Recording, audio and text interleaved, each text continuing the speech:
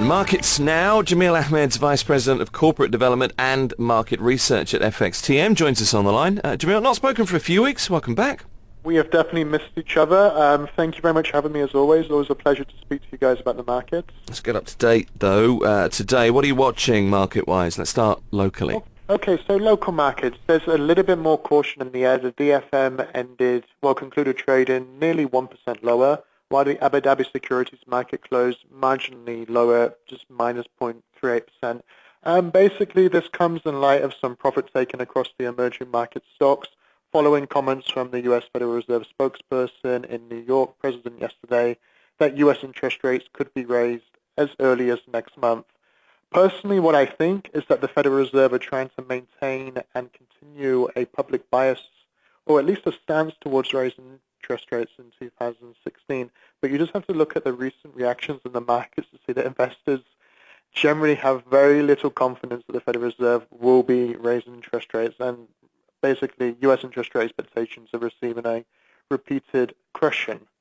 One story that's making the ground locally around the UAE is about the possibility of the United Arab Emirates becoming a trading center or some sort of financial center for the internationalization of the Chinese yuan.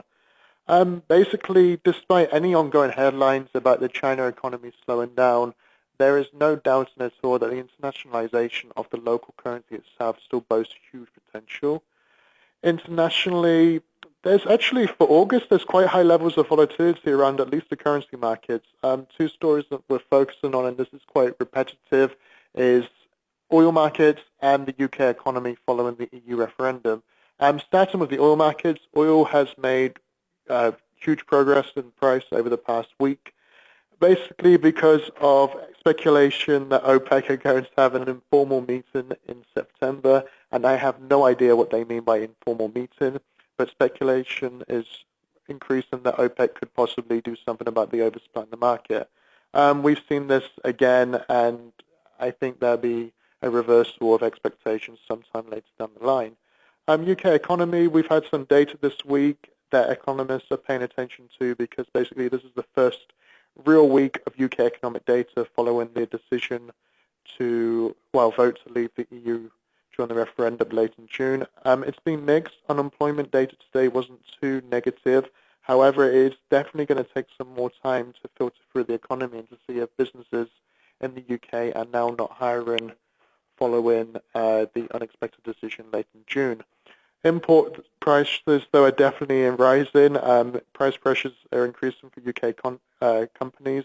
This isn't that surprising when you bear in mind that there's been a dramatic decline in the sterling currency over the past month, which leads me to the international currency markets. The pound is still looking extremely weak.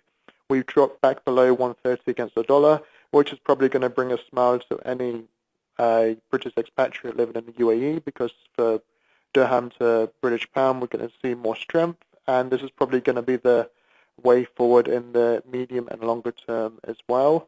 The euro is strengthening against the dollar after weakening a lot over the past week. Basically, this is just because of confusion or a lack of confidence on when the Federal Reserve could possibly raise U.S. interest rates, and we're still seeing significant strength for the Japanese yen and buying demand, which is the complete opposite to what the Bank of Japan wants to see. Jameel Ahmed is Vice President of Corporate Development, Market Research at FXTM. That's the markets for now. Jameel, thanks. Thank you very much.